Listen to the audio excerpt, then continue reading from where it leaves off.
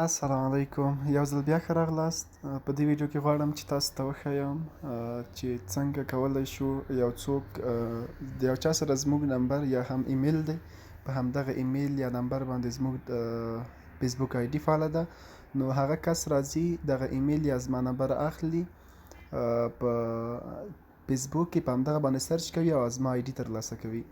یا هم زما آی ډي زه نه غواړم چې په دغه نمبر باندې چې ما آی ډي جوړه کړې ده خلک ور باندې پوه شي چې دغه په ده نمبر باندې څه آی ډيګانې جوړې شوي دي، یا هم یو چا ته زنګ وهم هغه ما نه پېژني، یا هم یعنې زما نمبر له نورو کسانو سره دی، هغوی په همغه نمبر باندې سرچ کوي او زما آی ډي ترلاسه کوي. د دې نمبر نه زما آی ډي لیدلی شي، یعنې چې په دغه نمبر باندې دغه آی ډي جوړه شوې ده.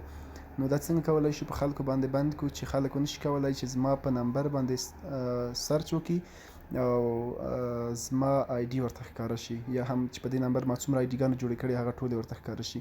نو تاسو به دا پوهیږئ چې چا نمبر چې تا لکه زموږ سره د یو چا نمبر دی، غواړم دا نمبر چک کړم چې په دې نمبر څو آی ډيګانې جوړې شوې او دا آی ډيګانې د چا دي.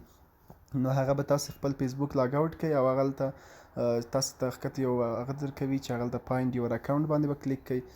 هغلته چې کله کلیک کړه نو تاسې به هلته نمبر ورکړئ، اکاونټ نمبر مو چې کله ورکړو نو ستاسې هغه نمبر باندې چې آی ډي جوړه شوې وي یا د هغه کس آی ډي چې جوړه شوې هغه به تاسو ته ښکاره شي.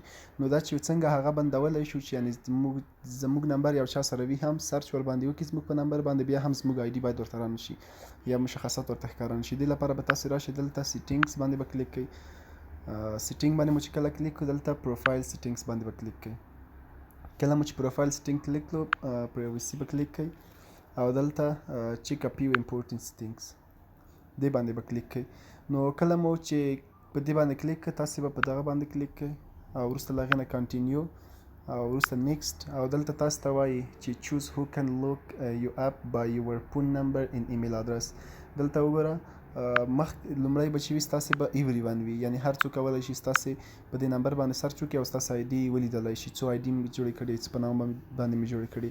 نو زه غواړم چې نه داسې دې نه اوسېږي، زه وایم چې یوازې دې ما ته ښکاره شي نه دې ملګرو ته ښکاره شي. دلته وایي چې تاسو یو ایوری ون ټول ته غواړئ، فرینډ آف فرینډ ستا د ملګري ستا نمبر یا هم دا چې دي په نمبر باندې ستا آی ډي را پیدا کړلی شي، یا یوازې ستاسې ملګري په نمبر باندې را پیدا کړلی شي. زه وایم چې نه هېڅوک هم دې نشي پیدا کولی، اونلی می. په دې باندې به تاسې کلیک کوئ او نیکسټ به کلیک کوئ. یو دقیقه چې ما دلته یو بل پرېښودو، دا هم ایوری ون دی، دا څنګه کوم اونلی می کوم. کله مې چې اونلی می کو نیکسټ کلیک کوئ او دا به اونلی می شي. دا فرینډ ریکویسټ فون نمبر ان ایمیل سرچ تhank you for your reviewing. دا څنګه شو اوس دا زموږ اونلی می شو. په دې طریقه باندې تاسو کولی شئ خپل دا نمبر چې څوک ور باندې سرچ کوي هغه ور باندې بند کړئ.